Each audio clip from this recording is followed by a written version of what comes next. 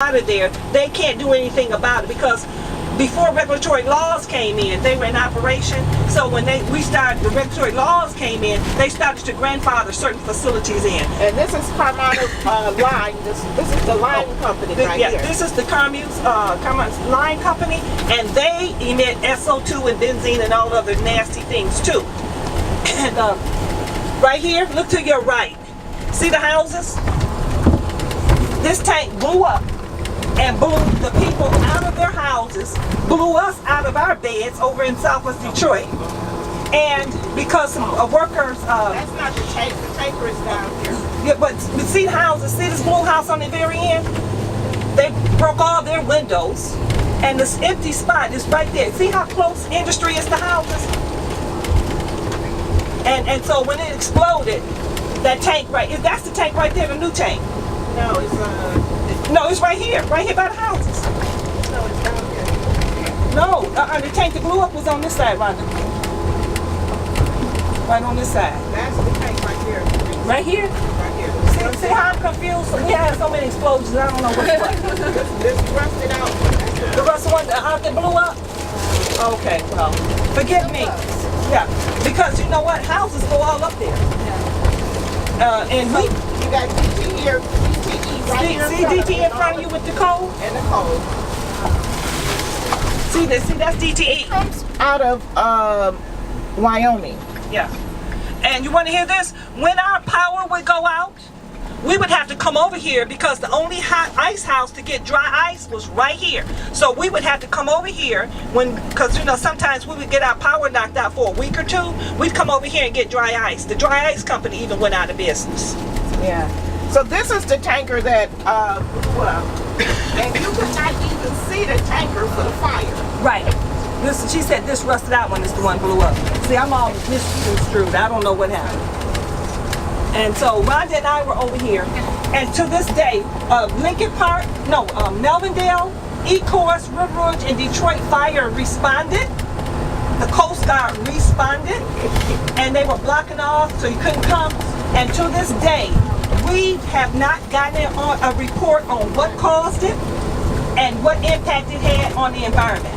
Because we asked River Rouge, it's not our jurisdiction. Even though it was in Rouge to do the report. We asked Melvindale, wasn't their jurisdiction. We asked Ecorse, wasn't their jurisdiction. We asked Detroit, wasn't their jurisdiction. We asked MVQ, EPA, wasn't theirs.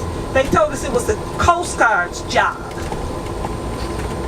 And we have not gotten a report from the Coast Guard to this day. So we have been asking questions. And as you see, this is DTE.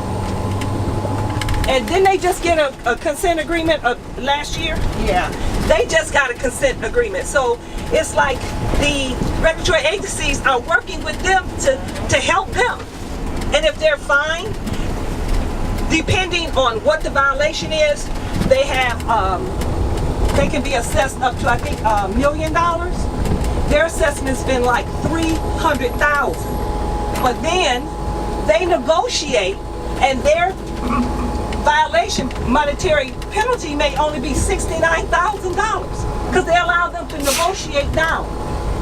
And then they allow them to, even though they may still be doing what they're doing, they give them a consent agreement and give them a whole new date they must be in compliance by.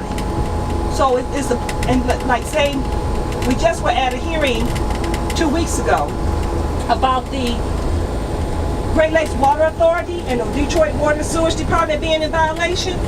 They completed some FG dryers in 2015. They did their first test January 2016.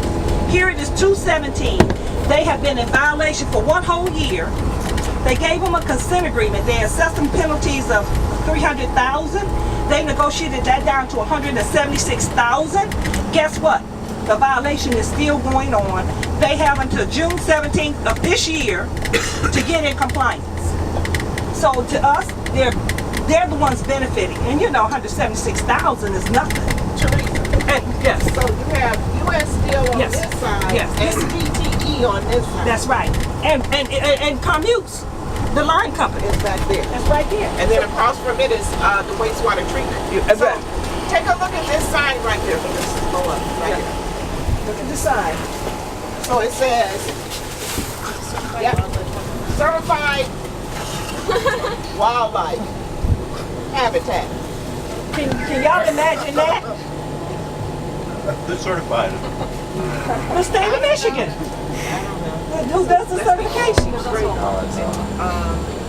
Let's slow up at this stop sign because someone is here. Like, you don't feel like an idiot putting that sign up, looking at this stuff, like, just like, Yeah. what? And you know, you want to hear this? Where we're going? Do you know? They still have picnics. We still come from to watch the fireworks. They have family reunions. They have baby showers, birthday parties right here. And the signs tell you, do not fish. Look at the boats. They go out and fish.